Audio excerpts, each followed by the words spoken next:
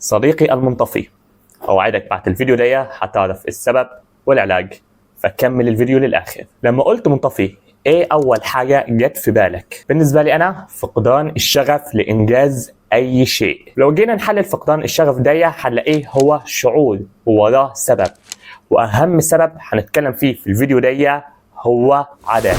قل لي ما هي عاداتك أقول لك من أنت. يعني ليه دايما بتمل من التواصل مع الناس اللي حواليك؟ ليه دايما فاقد الشغف انك تفتح الكتاب وتقوم تذاكر وتزق نفسك بالعافية على الشغل؟ تعال اشرح لك كده من جوه جسمك المسؤول انه يحسسك بالشغف والرغبة دي، وهو ناقل عصبي كلنا عارفينه، وهو الدوبامين. الدوبامين يا سيدي ربنا اوجده جوه جسمك لضمان استمرارية الجنس البشري، يعني هو اللي مسؤول عن غريزة البقاء، بمعنى ان كل حاجة بتضمن وجودي واستمراريتي زود عندي الدوبامين.